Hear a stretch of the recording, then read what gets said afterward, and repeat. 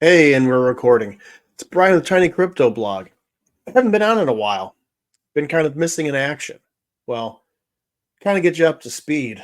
There hasn't been too much going on in the crypto space. Prices have been going sideways. News has been quiet. I mean, it's recording date July 17th, and up to this point, the news has been the most likely upcoming Ethereum ETFs going live. Um, the German federal government selling their stash of Bitcoin or liquidating it, and Mount Gox liquidating their stash to fulfill creditor needs.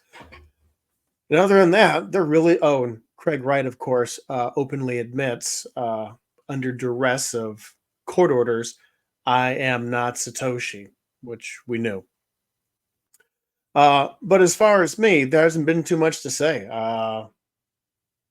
My energy's been going elsewhere. I've been enjoying the shorts weather while I can. In Chicago, summers are too short. We need at least 4 more weeks on each end. Either that, yeah. So, it's a frantic rush to try and just enjoy the warm days, getting out and enjoying different festivals, different street festivals, going into the outdoors, fishing, kayaking, just going out to the swimming pool, enjoying time in the garden and landscaping. I've been in this place for a year, and there's a lot of landscaping that needs attention. And just doing all that stuff as well as time with family. You live life to the max, and it's like on top of it, you haven't had much news, so I haven't had much of a presence there. But I am back because I was thinking about it just the other day.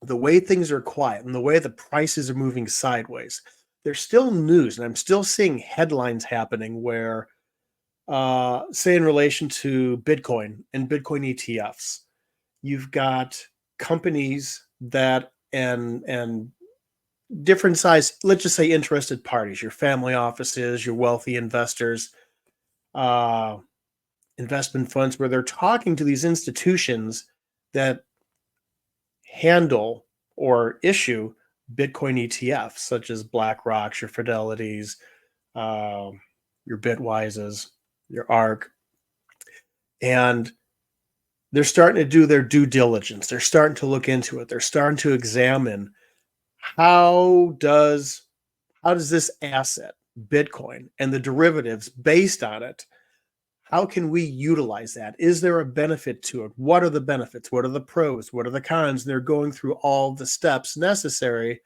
to say, is this a worthwhile investment? And if it is, then going through the steps to make that happen.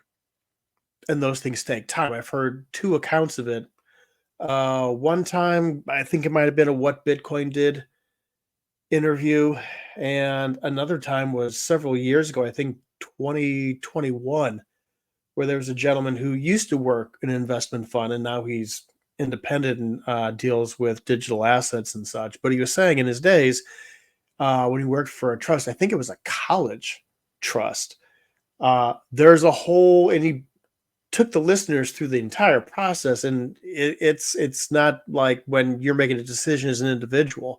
There's a lot of vetting, there's a lot of safeguards in place, there's a lot of steps of accountability that are put into play before a decision, before the trigger is pulled.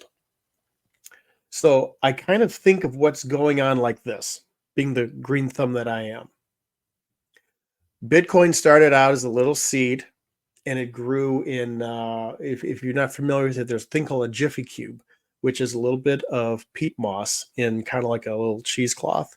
And they come in flat. Well, you put them in water and they expand like a sponge, and you put your seed inside. And then eventually the seed will sprout, and the leaves will come out, the roots will start to grow. And once the roots start coming out of the size of this peat ball, you either put it in, say, like a small planter, or you can put it in the ground. Well, Bitcoin's been like this little plant, slowly growing. People are like, oh, yeah, of course it'll turn into something big. Sure, sure. When the Bitcoin ETFs went live, that was an equivalent to taking that little sprout, planting it in the ground.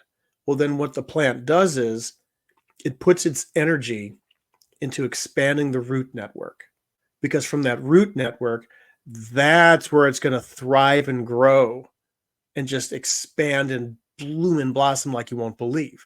But first, it has to expand the root network where it can draw nutrients and water out of the soil in order to grow. And all the things going on in the background right now, that's that stuff we can't see that's going on. The root networks are expanding, these networks are expanding.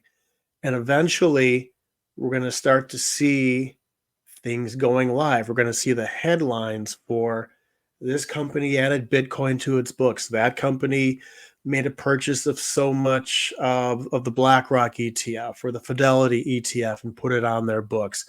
This mutual fund is buying this ETF. That mutual fund's buying that. We're going to see more and more headlines coming out that talk about the things going on behind the scenes that we don't see, the things under the ground that we don't see.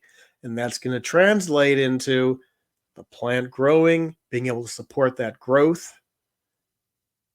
And in Bitcoin and digital asset terms, it means we're going to see that demand there, and that's going to sprout, bad pun, the prices. And we're going to see that price action move. There's a chart by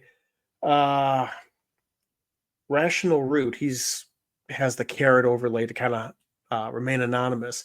He does some charts with that track sentiment, prices over time based on 4-year cycles. And on a recent What Bitcoin Did interview, I think it was probably about 2-3 weeks ago, maybe. So it would have been late June, early July. One of the charts that he had, and if it's accurate, I give it some validity. We're only halfway through this bull cycle, so there's still technically room for prices, at least sentiment prices as a gauge of sentiment demand for upwardness. To butcher the English language there, so we'll see where this goes. But that was the thing on my mind, and really, there's no other news. So, gosh, we our engagement here is going to be very limited, less than 10 minutes. But I did want to throw that out there. And if things start perking up and things start happening, then I probably will start posting more stuff. But in the meantime, uh, you know what? Don't sweat it. Enjoy life. If you're living somewhere that's got warm weather right now, enjoy to the fullest. Because, yeah, it's going to get cold soon. If you're in the cold climes, well, you know what to do. Hang in there until the warm weather comes back around in a few months. So I will wrap it up there. You can follow Tiny Crypto Blog at all the social media sites listed in the show notes. And with that,